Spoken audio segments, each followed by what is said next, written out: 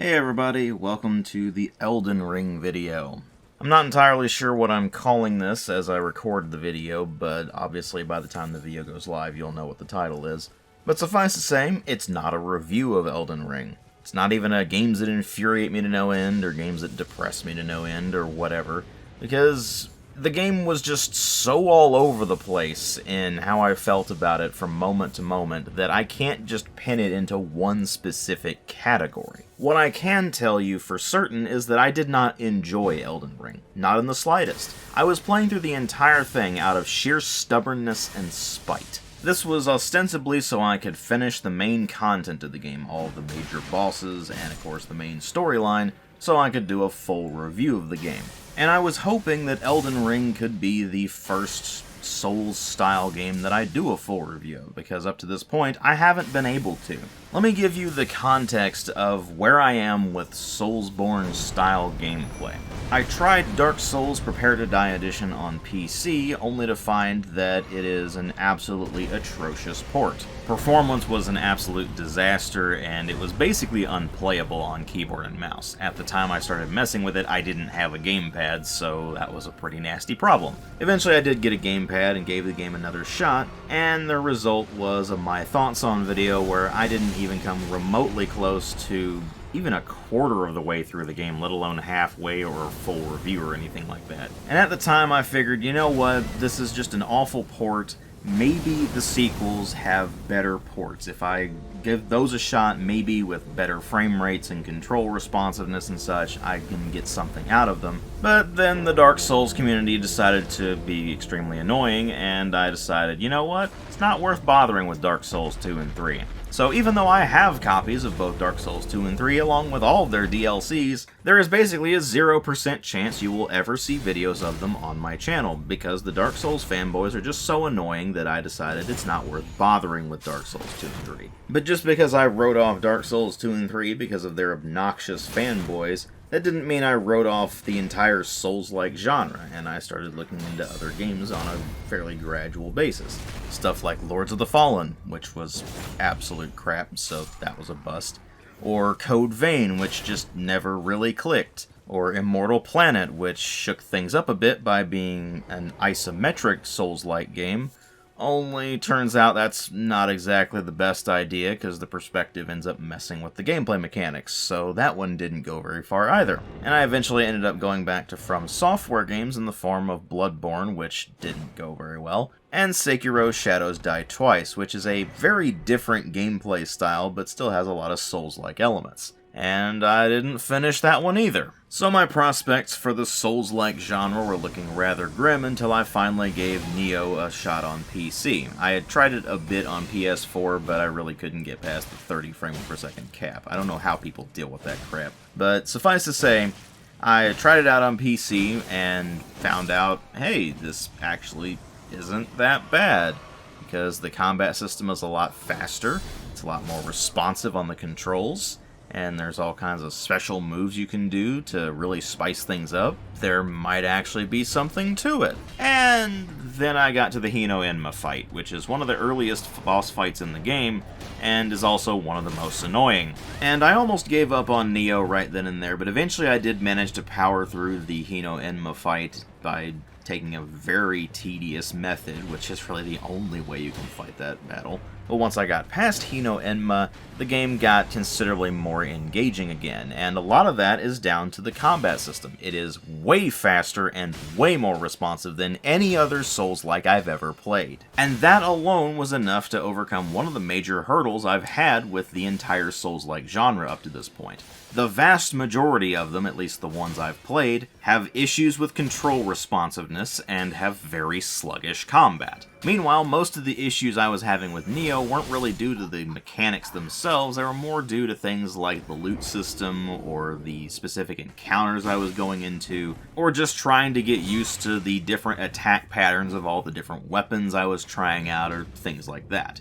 And right around the time I was messing around with Nioh and starting to get into it, Elden Ring released, and nobody would shut up about it. It was just Elden Ring this, Elden Ring that. And eventually I just said, okay, screw it. I'm just going to take a look at Elden Ring, and I'm going to do my damnedest to make a review out of this. So I got the game on discount and booted it up, and immediately started running into problems. Now the most notable of these at first was the game's performance, which never really got any better as I was progressing through the game. It was always all over the place. No matter what my graphics settings were on, it was going wildly between 60 frames per second and 30 frames per second, sometimes even lower than 30 frames per second, and there was never any rhyme or reason why. Sometimes I'd even go through a single area and the frame rate would continue to fluctuate as I was going through that area, and I had no idea what was causing it. And while I know there are going to be some people out there be like, oh, DW, it's because your computer sucks. Well, no, it doesn't. It's an i7 4790K, 16 gigs of RAM, and a GTX 1080. It is more than enough to run this thing at 1080p. Now, if the game were coded properly, then I could lower a few graphics settings and get a smooth 60 frames per second at all times, but the problem is, the game is just not coded correctly. These performance problems occur even on top-of-the-line systems. We're talking stuff like 3080s and 3090s, and even current-gen i7s, i9s, Ryzen 9s, and so on and so forth. They're usually a bit less severe on those higher-end systems, but there's still a problem, even on the higher-end systems, so From Software just needs to fix this. And that's, of course, on top of all kinds of glitches they need to fix as well. But here's the thing. Unless the glitches and the performance issues basically make the game unplayable, I can usually power through them, and that was more or less what happened with Elden Ring. The performance issues and the glitches were definitely annoying, but most of the time I was able to push through them. And even when those performance issues and glitches and such got in the way, they were still nowhere near as bad as it was in Dark Souls Prepare to Die Edition, so there's that at least. But anyway, moving on from those initial problems I had,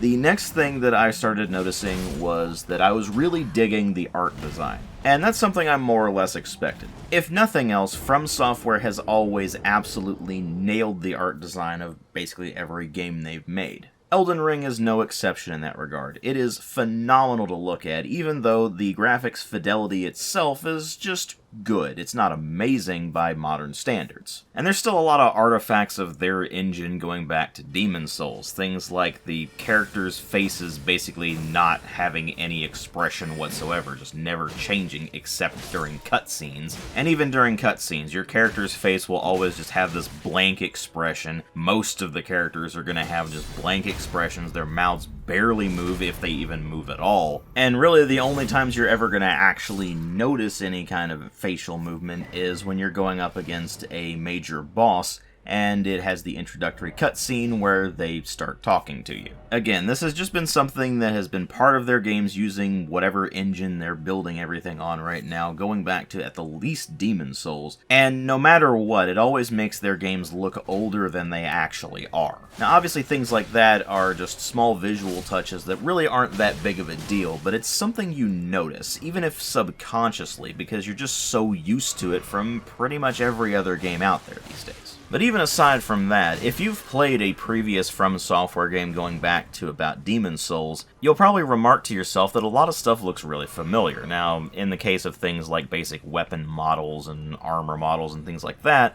that's not all that surprising. I mean, this is a medieval fantasy game that's in a similar vein to Dark Souls. It makes sense that they would reuse some of the assets from those games, like, say, the longsword model or the Zweihänder model or things like that. Reusing art assets really isn't that big of a deal, especially since they did put in some efforts to make them look different. They made the textures a bit better, stuff like that. That's all fine.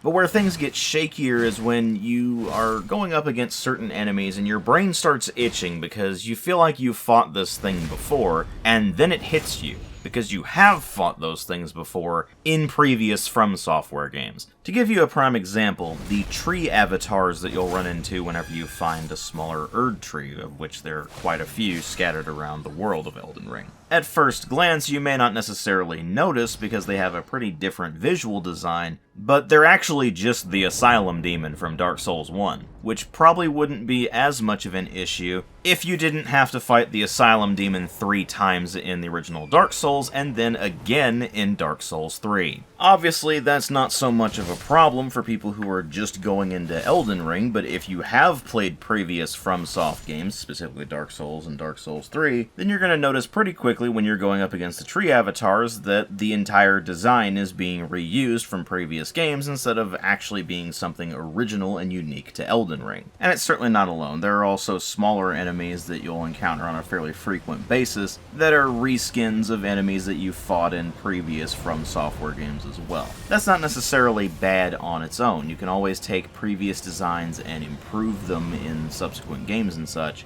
but they more or less just copy-paste the enemy designs from previous FromSoft games, and then they just throw a different skin on them, more or less. So if you have played those previous games and encountered those enemies before, it's going to be abundantly clear when you run into them. And since you encounter those enemies quite a lot in Elden Ring, that's where the real problem comes in. It's not just that they reused content from previous games, it's that they use it so much that you really can't help but notice. And of course, here I was talking about the presentation, now I've gone off on a tangent about asset reuse. Let me come back to the asset reuse portion later, because it is important for one of the biggest problems I have with Elden Ring. But for now, let's focus on just the presentation aspects of it. Like I said, you will notice asset reuse if you've played previous FromSoft games, but for the most part, they've done a very good job of making everything seem coherent and all cohesive to the world of Elden Ring specifically, even if it is something that was reused from a previous game. They do also reuse a few assets from previous games when it comes to the sound design, but for the most part, that's not really a problem. The sound clips they used fit in just fine,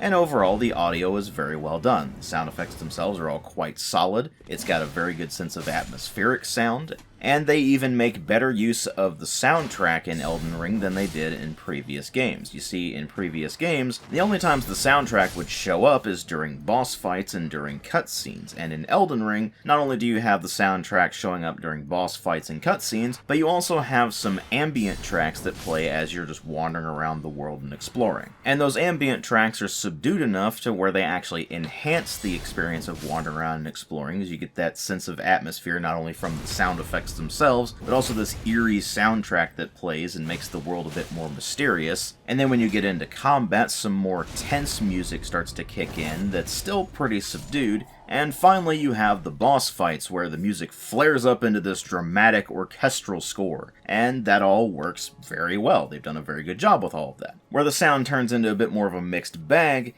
is in the voice acting, which is generally very well done, but there are a few sour lines here and there. Some of the characters just have some eccentricities with the way they talk that make them a bit difficult to take seriously, like in the case of Rykard, who has just become a meme at this point. And then of course there are the odd issues here and there where a line just won't really sound right, and you're not entirely sure why. Those are probably the result of some mistranslations, and that's something I'll come back to a bit later on. But here's the thing, odd issues aside, they've generally done an excellent job with the presentation. But that's all only surface level, and what really matter are story and gameplay. And in those departments, everything got really messy extremely quickly. I'll go ahead and start by talking about the writing, because there's not quite as much to talk about there. With the simple reason for that being that this is a From Software game post-Demon Souls, which means that there's barely anything told to you throughout the entire game. As far as the main plot goes, you only get the most bare-bones, basic elements told to you. Which is to say, the Golden Order has been broken.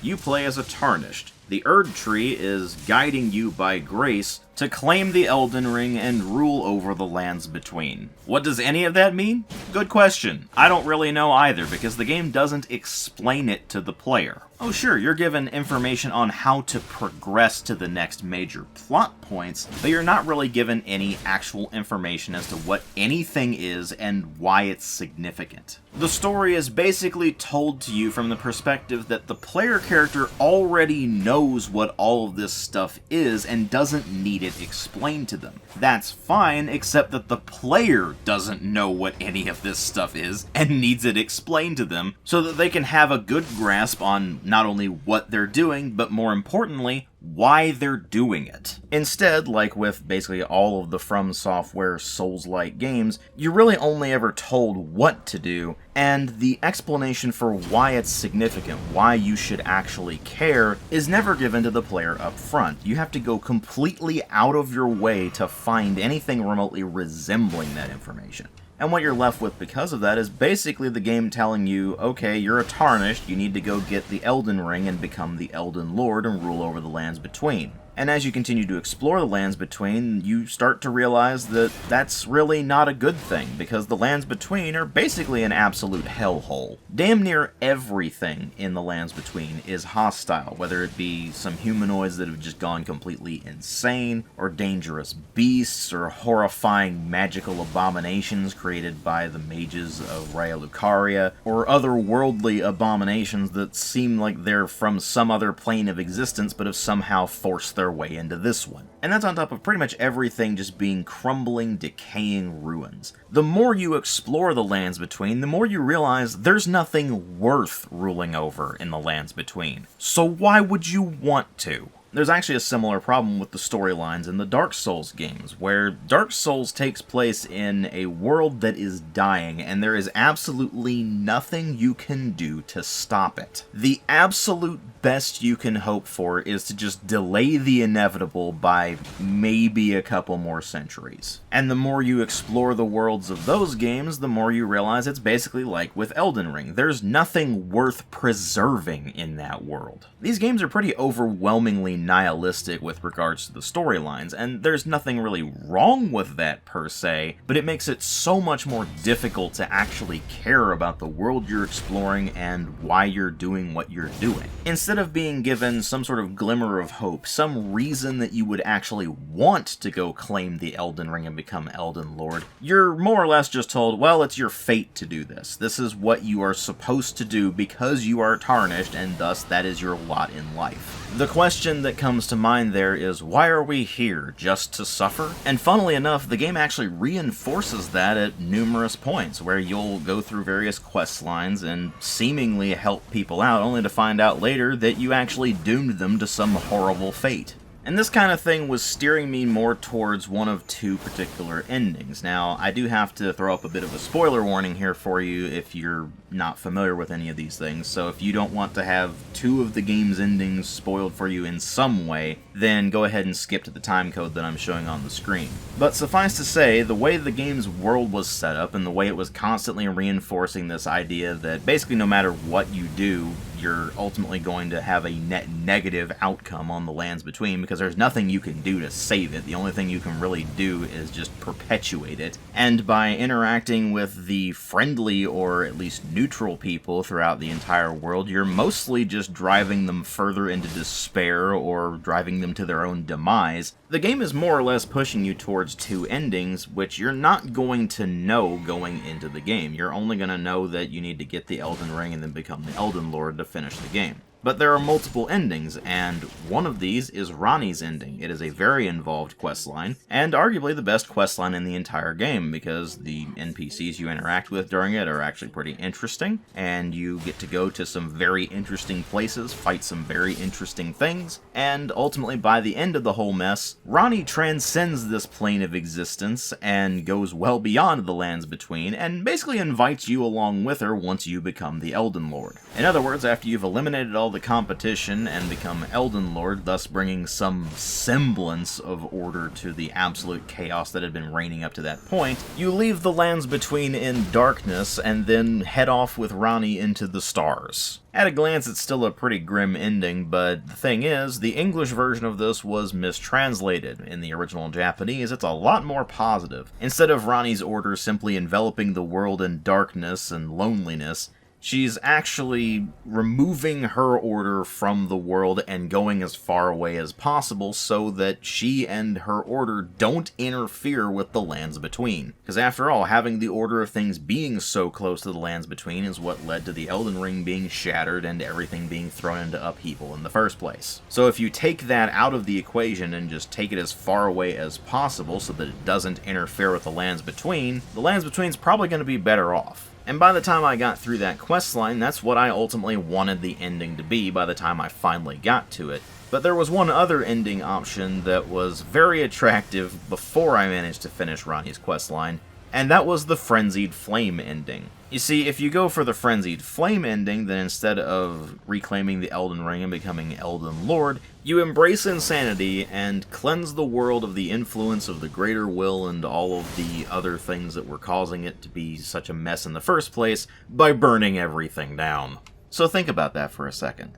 The most attractive endings for Elden Ring are the one where you just leave the lands between entirely and go off into the stars, or the one where you just straight up destroy the lands between. That should give you an idea of just how bad this game is at making you care about the lands between, of making you want to become Elden Lord and rule over it. That's not to say the game is without interesting writing. It's just that on a macro level, on the sense of giving you a reason for going and wandering around the lands between, and completing the more or less Sisyphean tasks that you need to go through in order to claim the Elden Ring and become Elden Lord, there's just not much there for you. So, what you're going to end up focusing on in a writing sense are really just the fleeting moments you spend conversing with characters and going through either their quest lines or just running into them as you go about other quest lines. So we're talking about running into characters like Bach the Seamster, or Blythe, or Alexander the Warrior Jar, or Raya. These NPCs that you will occasionally run into as you're just going around doing whatever you're doing, and sometimes they have small quest lines, sometimes they don't really have quest lines of their own, they're just part of larger quest lines. But generally speaking, they're pretty decently written, and they're certainly well acted, so it's fairly easy to say, oh, well, here's an interesting NPC, I hope they turn up, and they're suddenly brought to ruin by everything that I'm doing. Awesome! So, what's left in the writing department? Well, there's the lore, which is almost exclusively delivered to you in the form of item descriptions. So, like with finding a reason that you might want to go ahead and claim the Elden Ring and become Elden Lord, you have to go really far out of your way to get any lore about the setting, and thus it's really just better to look at Elden Ring as a gameplay-driven experience and just ignore the writing entirely, which is really not a good thing for something that is ostensibly a role-playing game. And sure, it may make the bare-bones definition of a role-playing game because your actions do have consequences and you do have multiple endings depending on your decisions, but what I would actually describe Elden Ring as is not a role-playing game as much as it is a hack-and-slash dungeon crawler. And that's not necessarily a bad thing. I mean, that's historically what From Software has been really good at over the years and what people tend to remember them for. So stuff like King's Field or Shadow Tower, or later on, with a very different mechanical style, but still very similar in principle, Demon's Souls, Dark Souls, and Bloodborne. And mechanically, Elden Ring is very much a continuation of Dark Souls. It may not have the Dark Souls name on it, but unless From Software comes out with an actual Dark Souls 4, you might as well consider Elden Ring to be Dark Souls 4. There is, however, one thing that sets Elden Ring dramatically apart from its predecessors, which is that Elden Ring is open world. And this is something I was concerned with before I even went into the game, because Dark Souls and Demon's Souls, even if I don't really like the gameplay mechanics of them, are very tightly designed experiences. You go through an area, there's a bunch of paths that fold in and around themselves, you'll open up shortcuts to areas by going to other areas, and it all feels like a very connected, very cohesive experience. And regardless of whether I actually like the gameplay mechanics themselves of the Souls games or Bloodborne,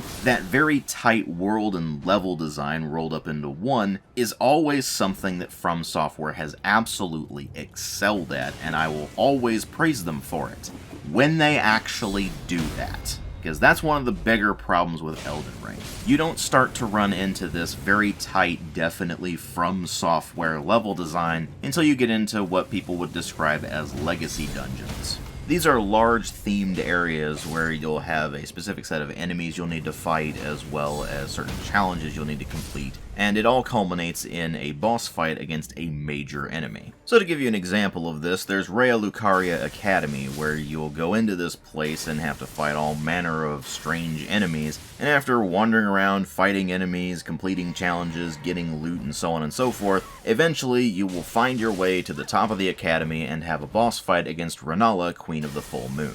It's exactly the kind of thing that From Software is not only known for, but is usually praised for, even by people who don't necessarily like these games. And when you're going through these legacy dungeons, that's when the game is firing on all cylinders. There's only one problem with that. There are only 6 legacy dungeons in the entire game. Well, 7 if you count the second part of the Hallig Tree, but I really don't consider that a separate legacy dungeon. There are a few smaller areas that operate on similar principles to the legacy dungeons, but aren't actually legacy dungeons themselves. But they're not designed as tightly as the actual legacy dungeons are, so they don't have quite the same effect. Really, the vast majority of your experience with Elden Ring is going to be spent on the overworld and doing the smaller dungeons that are things like catacombs or something like that, which are very small, very simple, and very straightforward dungeons that are just a small gauntlet of enemies, maybe a few traps, and then at the end of it you have a smaller boss fight.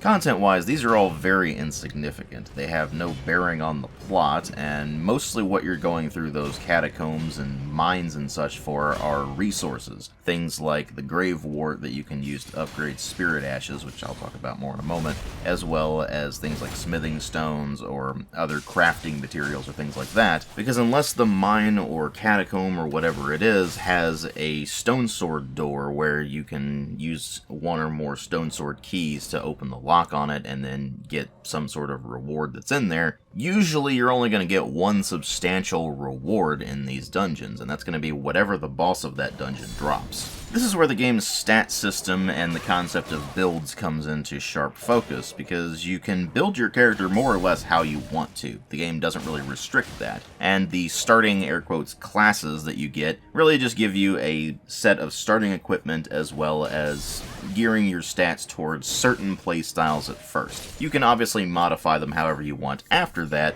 but they're going to steer you into certain directions. So you might pick something that steers you more into being just a basic melee combatant, or you'll have something that will steer you more into using sorceries or using more prayers or whatever the case may be. And while the system does offer a lot of flexibility, you're really going to gravitate more towards one particular playstyle or the other, because otherwise you're going to be spending way too many runes on spreading your stats out quite a lot. And if you're doing that, not only are you going to end up with the jack-of-all-trades, master-of-none problem, but you're also going to end up weaker than if you just picked a particular playstyle and stuck with it. That's where the concept of a build comes in. You might start out as something, but try to steer it more into a specific direction, and you'll end up with things like what I was ultimately trying to do with my character, where I started as a confessor, which gives you some very basic prayer casting abilities as well as some basic melee combat abilities, and so that meant I was going to be primarily focusing on using melee weapons as well as using prayers, more or less turning my character into the equivalent of, say, a Dungeons & Dragons paladin. I hadn't really made any use of spellcasting in the Souls-like games that I had messed with previously, so I thought it would be interesting to do that as a bit of a change of pace. This meant that the kind of loot I would really be looking for, the kind of loot that I would actually get some use out of, would be things like weapons that scale off of faith,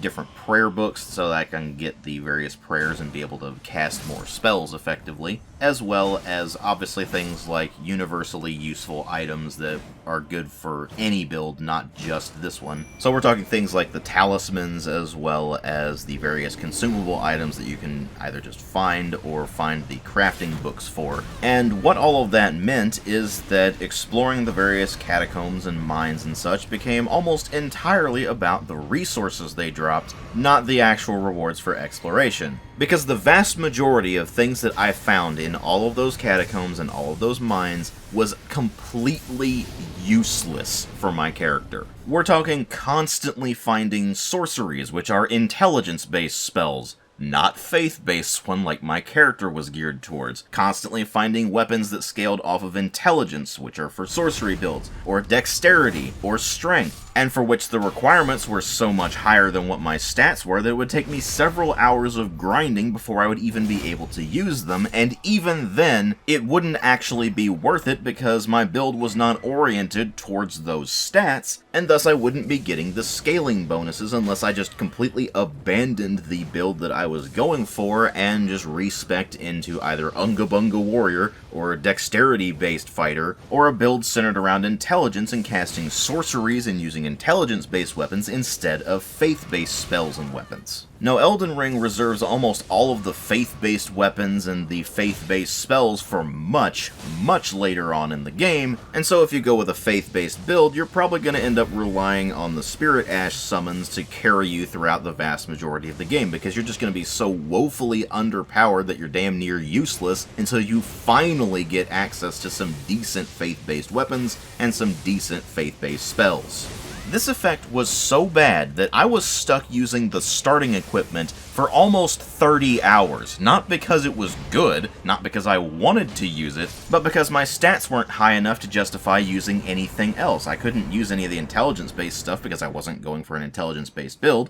A lot of the dexterity-based weapons also scaled off of intelligence, so I had to build my intelligence up if I wanted to use those effectively. And with the strength-based weapons, they're usually so slow and clunky to use that you're going to end up trading hits constantly, and my character could not handle that because my vigor was too low. I just didn't have the hit points to be able to tank hits. So what I was finding very quickly is that the paladin idea I had was apparently an absolutely terrible idea. As it turns out, I would have been a much better idea if I had gone with one of 3 other types of builds, which are the Unga Bunga Warrior, where you just throw everything into strength and vigor, and thus you constantly tank hits because you're trading them constantly with your gigantic weapons and how slow they are. Or go with a dexterity-based build with a bit of intelligence on the side in order to just dual-wield katanas and bleed everything to death. Or go with an intelligence-based build and just constantly spam sorceries and use intelligence-based weapons, because as it turns out, the game absolutely showers you in those. You see, what you find out very quickly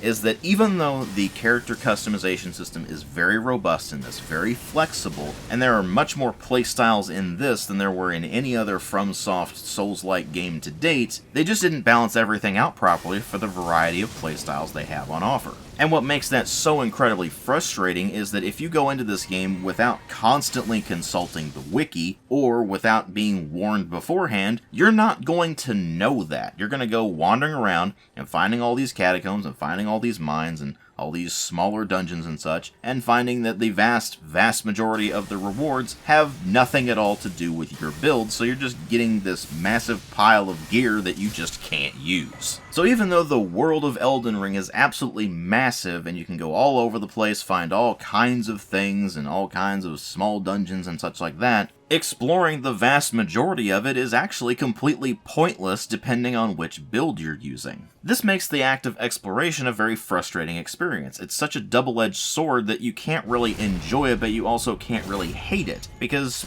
on the one hand, this world is absolutely gorgeous. It is just so packed with detail, and you want to explore it and learn more about it just because it looks interesting. And then when you go somewhere, the rewards for exploration are just utterly useless to you most of the time. So even if you found something that was cool to look at or learned something about the lore of Elden Ring, you still can't help but feel like the experience of doing that was just wasted. And it becomes abundantly clear very early on in the game, and this feeling only gets much worse as you continue to progress, that a huge amount of content in this game is actually just filler content. This is a problem that a lot of open world games have, but Elden Ring suffers in particular for it, not just because this amount of filler content is really tedious and it drags the game out way longer than it really should, but because it's the exact opposite of what From Software historically excelled at. From Software is known for their very tightly designed dungeon experiences, where the paths fold in and around themselves, and everything feels like it's building to something. You don't get that with the vast majority of content in Elden Ring. It's just there to fill space most of the time, And the only times you feel like there was a lot of effort really put into the encounter designs and such like that are when you're wandering around the Legacy dungeons and the areas that are a lot like Legacy dungeons. That's not to say that all the open world aspects of this game are an absolute bust, but it's obvious From Software has little to no experience developing open world games, and they just didn't really seem to know what to do with it. I mean, even one of the better things that the open world aspect brings, Torrent, the spectral steed that you can ride around the open world and explore with, is very much a mixed bag. On the one hand, it's great to be able to ride around the open world of Elden Ring at a much faster pace. It's great that you can loot pretty much anything from horseback so that you don't have to stop moving in order to pick things up. It's great that for certain enemies especially, you can fight them on horseback, and thus you can have this sort of jousting match with different enemy types. But at the same time, the health regeneration they have for Torrent is really weird. He doesn't automatically heal, not even when he's not summoned, so if you're on horseback and he takes damage, then you have to heal him either by feeding him a specific item, or by using one of your flasks and healing yourself as well. And if you're in the middle of a fight and he ends up going down, you fall off of the horse and are completely vulnerable for a fairly short period of time, and while you can resummon him, it costs another flask. This all wouldn't necessarily be all that big of a deal if the horseback controls weren't a bit clunky when it comes to combat, and more importantly, if Torrent had iframes during his dash maneuver, because as it stands, he really doesn't, and thus he's constantly getting hit by things and just stopping in his tracks. It's not enough to ruin the concept of Torrent entirely, it's just that he really needed some more development before prime time. And speaking of needing more development before prime time, there's just a bunch of smaller things in this game that really needed that. Things like the user interface, which is not the worst I've ever used, certainly, but it's not very good, and especially on a keyboard and mouse, it's very clunky. In fact, keyboard and mouse controls in general could have used some more work. From Software has never been good at this, but at least it's better than it was in the original Dark Souls, where the game was damn near unplayable with the keyboard and mouse. Here it's more that you have to set up the interface so that it will show keyboard prompts or controller button prompts, but it won't show both for some baffling reason, and it doesn't automatically switch back and forth between them, which is annoying. But the controls themselves are at least mostly functional, it's just that the default commands are often really weird and clunky and you have to rebind a lot of them. They also definitely should have given a lot more information to the player on how the mechanics actually work. You see, they give you all of the controls you need to know to be able to play the game, including some more advanced maneuvers and such, but they don't give you really good explanations for how the stats themselves work, so how the scaling system works, or how the resistances work, or things like that. These pretty fundamental gameplay mechanics that you don't really get explained to you, so you just kind of have to figure it out through trial and error, or consult the wiki. And then, of course, there's the things that I'm sure FromSoft fans will tell you is a feature, not an omission, with things like the complete lack of a sort of journal system to keep track of where you are on given quest lines or what you've done, and so on and so forth. And I guess I need to explain something to those of you who think this is some sort of old-school design principle or something like that. Here's the thing.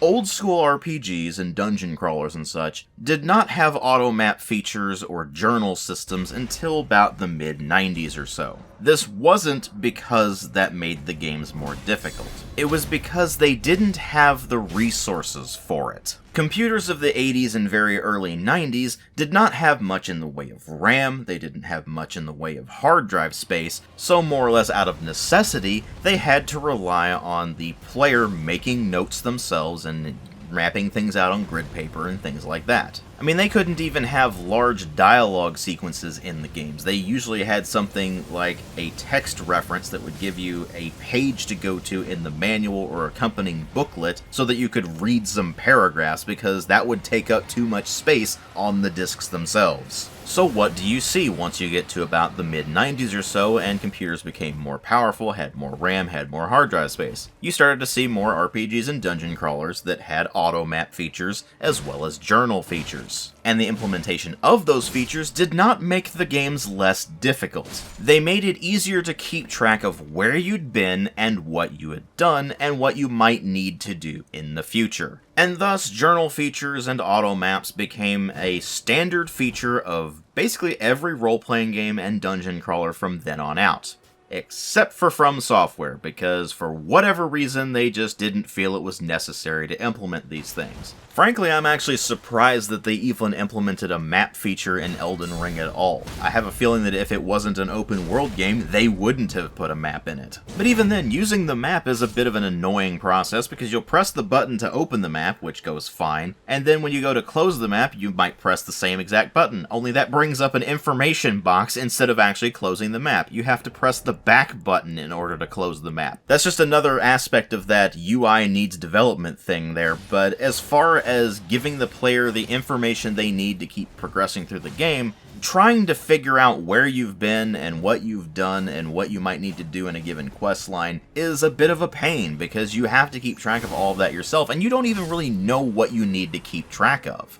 I mean, after all, in most RPGs and dungeon crawlers and such, it's not that difficult to keep track of a quest, even if you don't actually have a journal feature. You just note down where you found the NPC that gave the quest or whatever. You need to note down what they told you, and usually it's fairly simple and straightforward. They'll tell you, hey, I need such and such item, or this enemy is doing all kinds of horrible things, go take care of it or whatever, and they'll tell you where you need to go, and then you note that down so you can go and do the quest and then come back and turn in the quest and get the reward. In From Software games, on the other hand, pretty much everything is given to you in a very vague manner, which is standard for both the lore and the quests. So a lot of times you may not even know that you're actually on a quest. You just talk to an NPC, they told you something vague and cryptic, and then you go, okay, I guess I'll see you later, or something, I don't know. And then you go about your business, and then you might run into that NPC in a completely different location.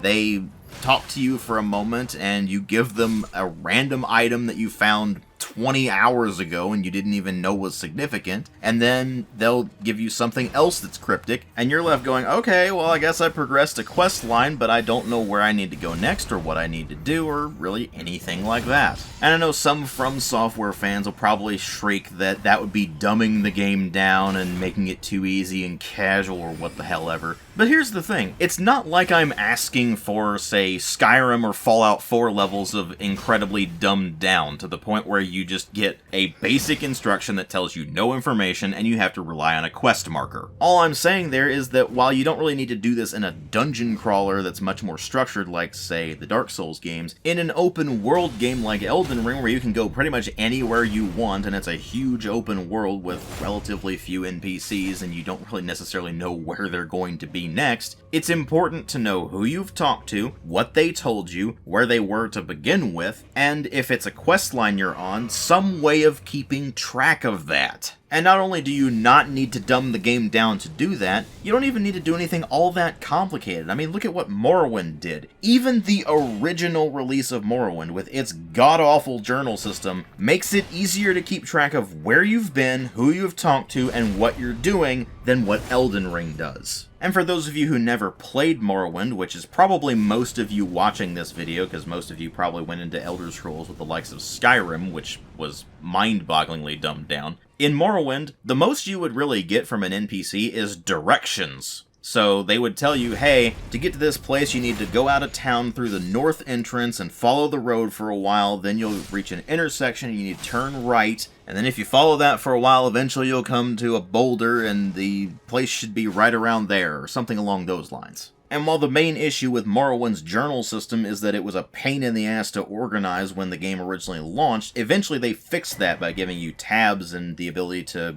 go quickly between notes and such, but it still didn't dumb the game down. It still had you figuring things out yourself. You had to figure out puzzle solutions. You were still given only directions to locations and had to follow those directions in order to get there, not just rely on a quest marker or a fast travel system or something. I am just utterly baffled as to why From Software wouldn't even implement something that simple, but they just haven't in Elden Ring. I can kind of understand it with, say, the Dark Souls games and such, because those are pretty structured dungeon crawlers. There's not very many places you can go, there's not many NPCs to talk to, and there's not really any quest lines to speak of. Meanwhile, in Elden Ring, you'll be wandering around just bumbling through everything like you normally do, run across something, not know it's a quest trigger, and go and do something with it, and not realize that you're on a quest until you run into something later on down the line that relates vaguely to what you had done before, and by that point you probably don't even remember what you encountered before because it was either so long ago that you've just gone through too much stuff in the interim and you just forgot, or it was so vague to begin with that you didn't know it was significant. The end result there is basically the same kind of problem you have with figuring out which locations you want to go to in order to get useful items for your build, which is you consult the wiki. This is a phrase I keep coming back to, not only with Elden Ring, but I also come back to it time and time again with things like Dark Souls and Demon Souls and Bloodborne, which is that you're not really given enough information in the games themselves to do anything other than just bumble your way through them at absolute best. Want to know how the resistances work? Well, the game doesn't really tell you, so you have to consult the wiki. Want to know how the stat scaling works? Game doesn't really tell you. Need to consult the wiki. Want to know where you are on a given questline? Game doesn't tell you anything about quest lines or NPCs or anything like that, so have to consult the wiki. Does this mean that consulting the wiki is mandatory for completing the game? Of course not. You can play through the entire game without consulting the wiki. But by not consulting the wiki, or at least asking for help or information or something, you are dramatically increasing the amount of tedious trial and error you're going to have to go through just to have a basic understanding of why things aren't necessarily working out the way you think they should based on the information that the game does give you. I mean, to give you a prime example, if you treat this game with even the simplest of logic, you will do things like say, okay, I'm not wearing much in the way of armor right now, so I need to get better armor. I need a full suit of plate armor. That'll mean I take less damage. And then you get that suit of plate armor, and you don't take any less damage. And you sit there wondering why you're taking the same amount of damage. Is it just because the enemies you're fighting are that overpowered? Or are you that weak? Or whatever? What's going on there? Well, as it turns out, all armor really does in Elden Ring is increase your resistances to status effects. And what that means is it'll take more build-up for those status effects to trigger, so you'll need to be hit more times by a bleed effect for the bleed effect to actually trigger and do the extra damage. Or, say, with a poison effect for the poison to trigger and start doing damage, and so on and so forth.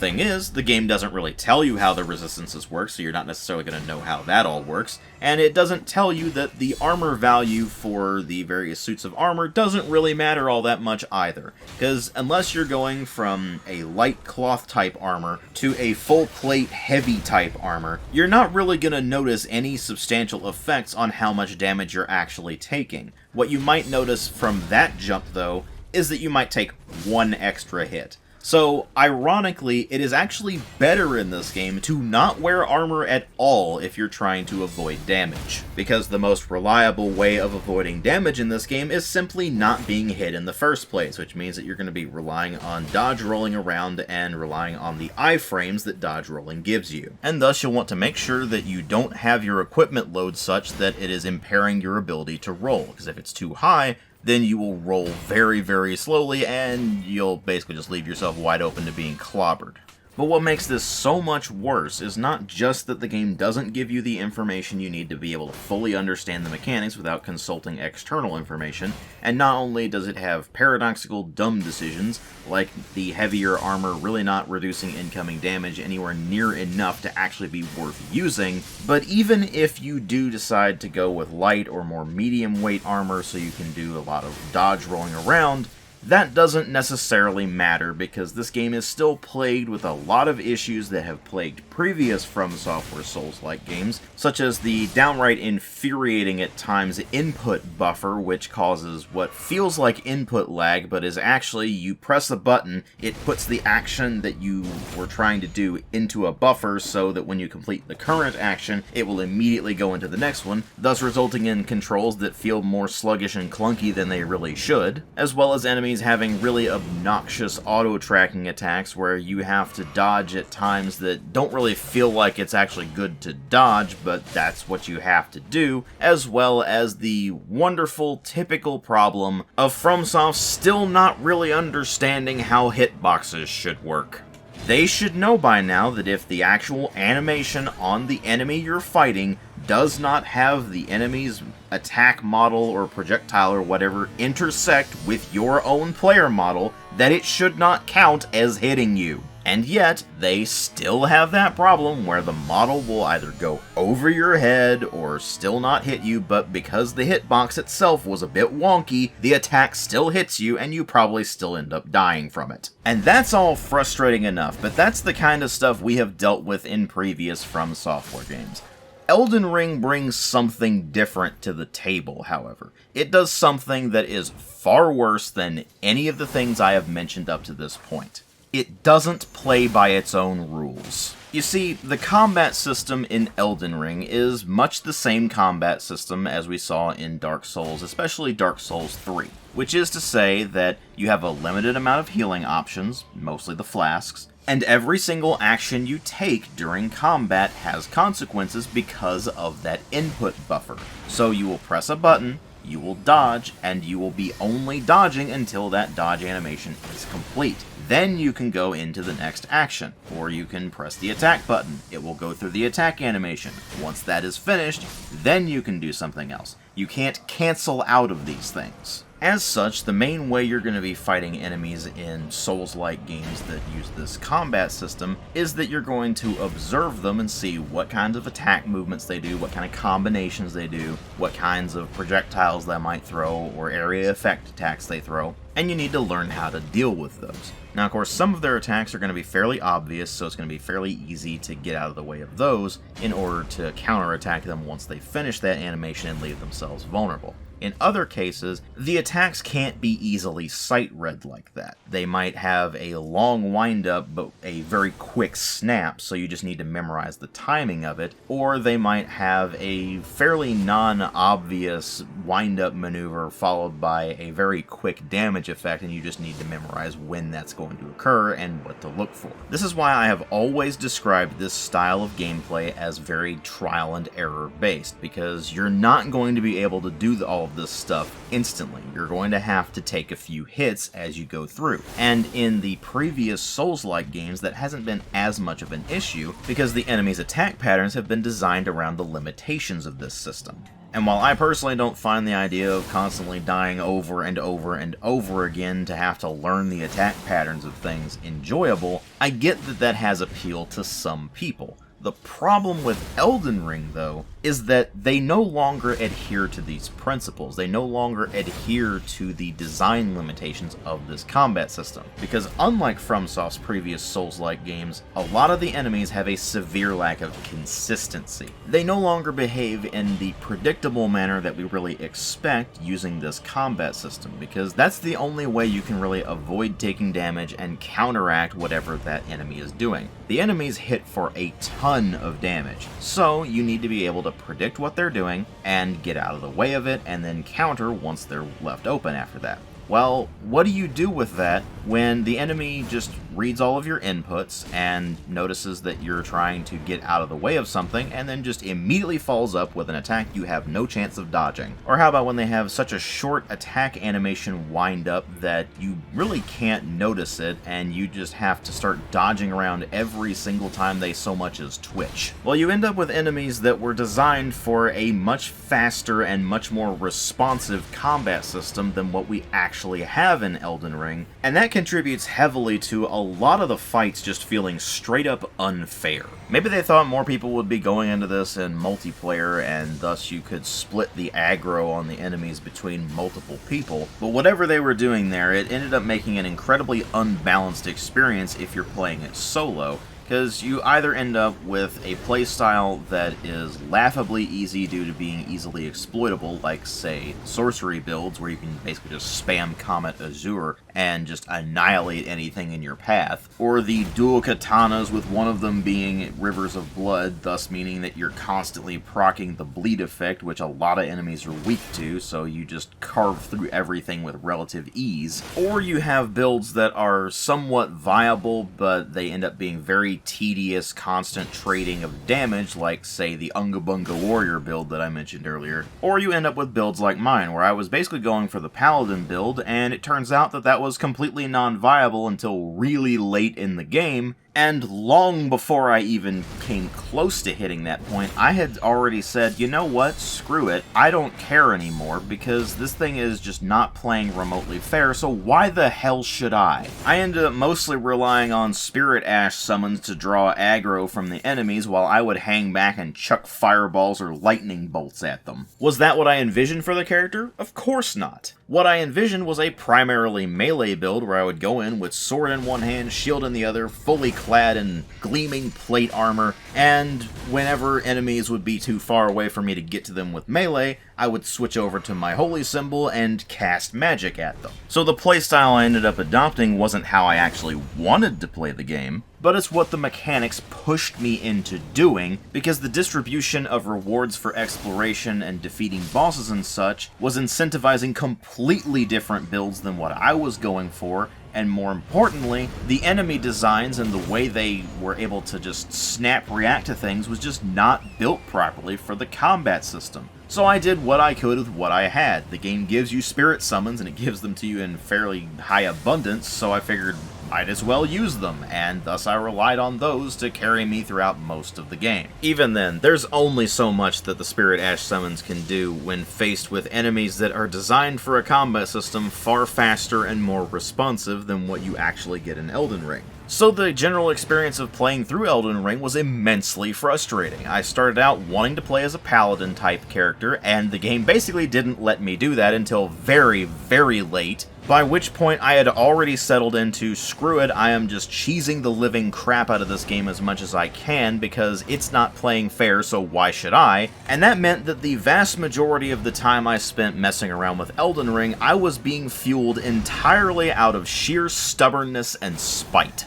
And the thing is, if there wasn't one particular problem the game had, that probably would have been enough for me to at least power through all of the major content and finish the game. I still wouldn't have been having any fun with it the entire time, but I probably would have at least been able to finish the game and do an actual structured review of it instead of what you're getting in this video. So what exactly was it that ultimately tanked the experience with Elden Ring and made it so unbearable to continue that I just decided to stop playing the game entirely because I couldn't bring myself to care anymore? Well, it's actually something I've talked about a bit previously in this video, which is asset reuse, or really the better term I would use would be recycled content. You see, asset reuse isn't that big of a deal. It's art assets. That's fine. What's not fine is to reuse the same dungeon designs, to reuse the same mine designs, to reuse the same enemies over and over and over again, especially in areas where it doesn't make any sense to. And the especially frustrating part about this is sometimes it does make sense to recycle content. For example, when you encounter Crucible Knights early on in the game, they're treated as boss type enemies because they're just quite a lot more powerful than you are at that point. But once you get further on into the game, you start encountering them as standard enemies. Enemies like the Crucible Knights aren't necessarily that big of a deal because when they're early on in the game, they're really not given that much fanfare. It's more like they're just a later game enemy that happened to be in an earlier area and you were in the wrong place at the wrong time. What is more frustrating, however, are situations like, say, Astel, Natural Born of the Void. You see, the way I encountered Astel Natural Born of the Void It was part of a fairly lengthy quest line that was involving going into areas that it was obvious were not really places where normal people should ever go. Places where ancient and forgotten knowledge was left for a reason. And so when you run into Astel, Natural Born of the Void, it's this big moment that's really weird and kinda cool, even if the boss fight itself really isn't fun. It's this thematically really cool and interesting moment on a sequence of cool and interesting moments that all feel like they're building towards something. And thus, even though, again, I didn't enjoy fighting Astel, it was one of the more memorable moments of the game.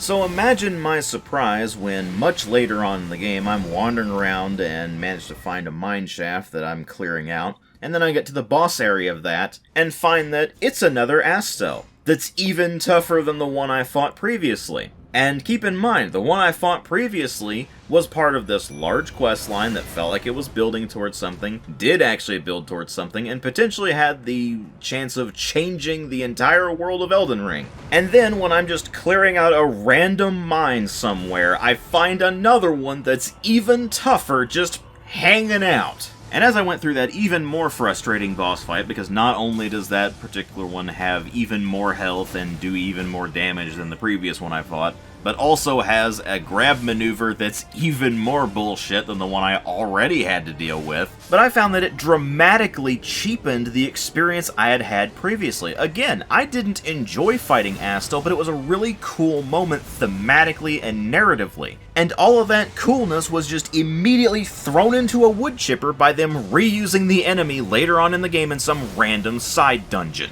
I mean, imagine how anticlimactic it would have been if I had encountered the mine version of Astel first and just fought it as this random side boss, and then go through that quest line later on only to find that the enemy I already fought as some random side boss is being introduced as a major enemy as part of a very weird and interesting quest line. And Astel is far from the only enemy that should be unique, but From Software reused sometimes many times throughout Elden Ring. I mean, Margit the Fell Omen is encountered pretty early on, and he's introduced as a major story-type enemy, and after you beat him, you encounter multiple versions of him, again, just randomly wandering around the outskirts of the capital, and then you fight the true version of him, which is Morgott the Omen King, and he's basically the same enemy but with a few extra moves. And before you fight Morgott, you'll run into the Shade version of Godfrey the First Elden Lord, and then later on in the game, you'll fight him again, only it's his true form that time.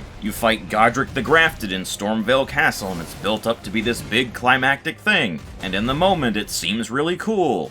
But then you find out later on that they just reused Godric the Grafted in an Everjail as basically throwaway content. And hell, I lost count of the number of dragon fights I had to deal with, where it was basically the same exact fight every single time, but the only difference between the dragons was what color their scales were and what breath attack they had. And I was basically having Skyrim flashbacks because it was the same problem that Skyrim had, where dragons were basically a total pushover, and they were extremely boring to fight, and the game threw them at you at a fairly regular basis. Elden Ring does basically the same thing. Once you've figured out how to fight a dragon the first time, you know how to fight all of them, and thus the only major difference between them is just going to be the health pool that they have. So the higher their health pool, the more tedious the fight is, and thus fights against dragons, which should be exhilarating, are some of the most boring in the entire game. And this constant reusing of content that basically turned what should have been exhilarating and interesting into boring and routine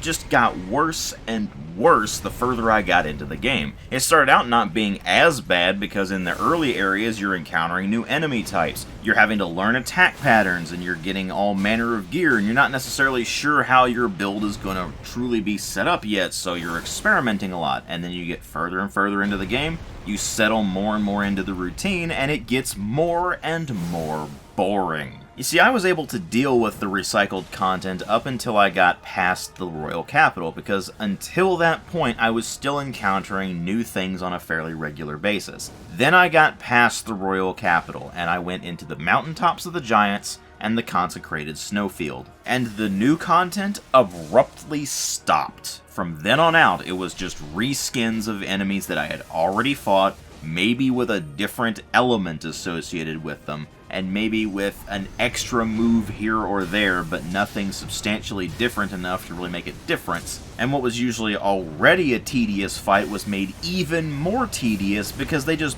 bumped all the stats of these enemies up dramatically for a very large difficulty spike that felt completely artificial. And the even more frustrating part about this is that it was just reusing enemies that it didn't really make sense to reuse. So enemies from Caelid, for example, which felt like they belong in Caelid because of all the rot and everything, just suddenly show up even tougher in the mountaintops of the giants. And they're right next to enemies that I was running into in Liurnia, and more specifically Caria Manor, which felt like they belonged there because they were horrifying magical constructs, but in the mountaintops of the giants, they just didn't make a whole lot of sense. The content reuse was just so severe by that point that it was painfully obvious what I was going through was actually just filler content.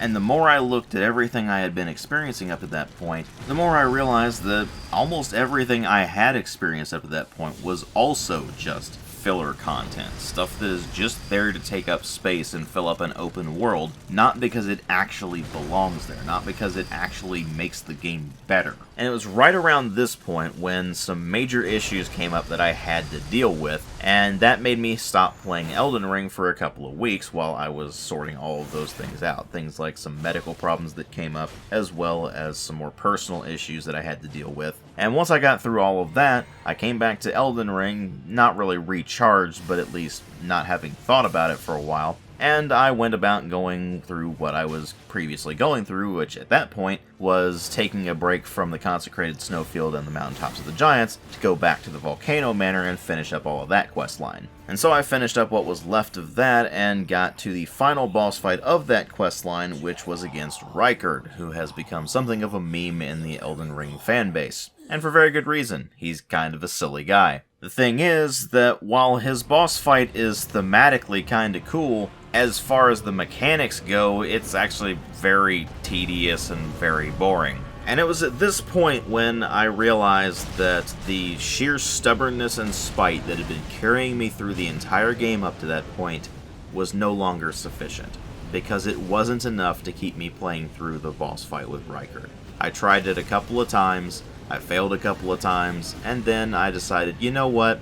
It's not worth continuing. Because even if I did beat Rykard, which eventually I would have after multiple more attempts, what would actually be awaiting me after that? Just more of the same. More recycled content. More tedious battles against enemies I don't care about fighting. More boss fights that just get recycled later on down the line in some random dungeon somewhere because they just need to fill space. It's not like I was going to be encountering new mechanics, not that late in the game anyway. I wasn't going to be finding any new gear that was going to supplant anything I'd already been using, because everything I was using up to that point was actually fully upgraded already. By that point, I was leveled up enough to where it was taking so many runes to get to the next level that I just wasn't getting enough of them to be able to level up, even if I did complete major boss fights. I still wasn't enjoying the core mechanics. I still didn't feel like my character had become powerful, just barely able to deal with all the situations I was going up against. And the enemy damage sponge effect had become so severe that it was just feeling like an absolute slog for every single fight, because every single fight had basically just become this tedious battle of attrition.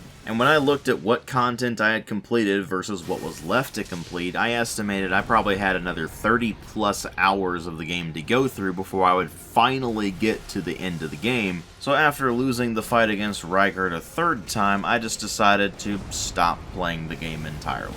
I had gone from the game starting out being very frustrating and thus making me go through most of the game out of sheer stubbornness and spite, to even that having been eroded by all of the different aspects of the game that just drag it down. It was a situation where any one of these issues I probably would have been able to deal with. Even a few of them together I probably would have been able to deal with. But all of them brought together was death by 1,000 cuts. Ironically, the experience of playing through Elden Ring was much like going into any particular fight, especially boss fights in Elden Ring, which is to say, the experience of trying to finish Elden Ring was ultimately just a battle of attrition as well. Thing is, my patience eventually wore out, and it wasn't that the patience wore out in a similar sense that you would see with other games, where it just became so frustrating that eventually I decided to stop playing. In this case, it was just so boring that I didn't care anymore. Earlier in the game, when the stubbornness and spite were still sufficient to carry me through the experience, I would go into, say, a boss fight and inevitably lose in some underhanded or BS way, and I would raise some stink about it and then go back in and try it again, and eventually I would be able to get through out of perseverance. But by the time I was fighting Rykard and similar things were happening, I was just saying, oh look, another attack that I probably should have dodged with that maneuver, but for whatever reason the hitboxes didn't work. Or another attack that I should have dodged, but for whatever reason the timing was off, or something along those lines. And ironically, the more I attempted to beat Rykard, the worse I got at fighting him, precisely because I cared about it less and less every single attempt. Because despite what Soulsborne fanboys will tell you, these games really aren't a matter of skill. Sure, there are people who are really good at them and can do things like solo Melania while not taking any damage whatsoever. But there are enough different ways to play a Souls-like to where you don't really need to get skilled at it as much as just be really patient with it. As long as you're patient and just keep trying things over and over again, eventually you'll manage to win. And the simple fact of the matter is that everyone is different on the threshold at which they can take all of that, but eventually you will hit a breaking point. Eventually you will just hit the point where your patience finally wears out and you've had enough. And that's exactly what happened with Elden Ring. The problem with that is Elden Ring is well over 100 hours long for a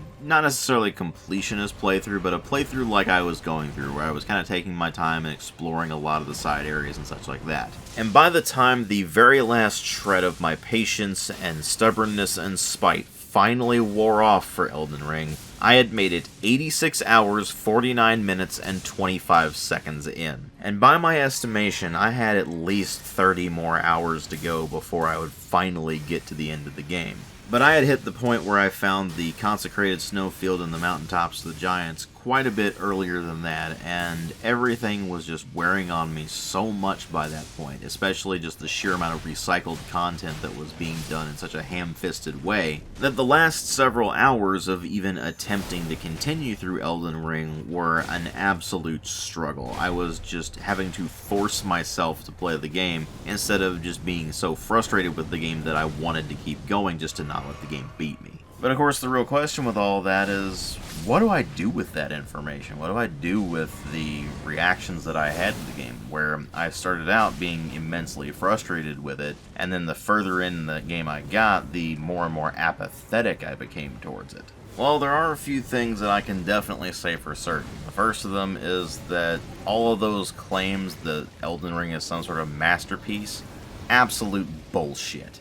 Even if you do enjoy the game, it's still nothing remotely resembling a masterpiece. It just has way too many serious fundamental problems for it to be one. I certainly wouldn't go so far as to say it's an outright terrible game either, because I've certainly played a hell of a lot worse than this. But at the end of the day, you're still left with a game that is so hideously unbalanced from moment to moment that it's hard to say whether or not any of it is actually worth playing through. Because it seems like every single time you find something interesting or cool in Elden Ring, it almost immediately falls apart, whether by being reused in inconsequential side content, or reused even in main content, or by just not being well designed given the limitations of what you can actually do in the game. And the especially sad part is, a lot of that probably could have been avoided if they had just not made it an open world game, because it's abundantly clear they really didn't know what to do with it. I hope all of that made sense to you. I know that there are certainly going to be FromSoft fanboys in the comments acting like I'm full of shit, that I didn't actually play the game enough, blah blah blah, and frankly, I don't care. It was nearly 87 hours that I could have spent on any number of other things. But no, Elden Ring is apparently the biggest RPG or whatever of 2022, even though, again, it's really not an RPG as much as it's just a dungeon crawler. Thing is, RPGs and dungeon crawlers and such are kinda my thing, so I'm pretty much obligated to cover it in some regard. It's just a shame that it turned out the way it did.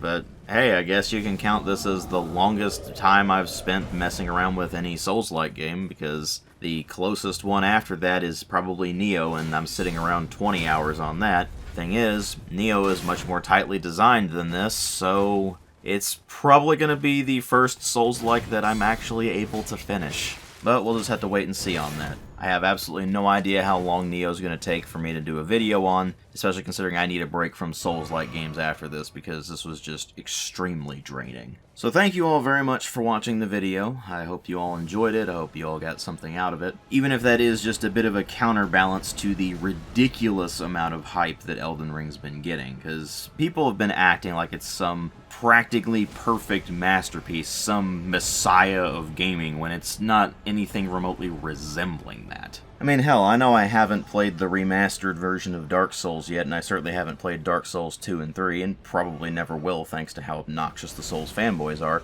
But even then, I can still comfortably say it's not even the best Souls-like game that From Software has made. And honestly, at this point, I hope they don't even make any more games of this type, because it's becoming abundantly clear they have hit the limits of what they can actually do with that gameplay style, without dramatically changing the gameplay mechanics like they did with something like Sekiro, for example. Who knows, maybe at some point they'll eventually go back to King's Field or Shadow Tower, or at least something similar to them, and at that point, maybe I'll actually start liking From Software games again. We'll just have to wait and see there. But anyway, thank you all again for watching, and I will see you all in later videos.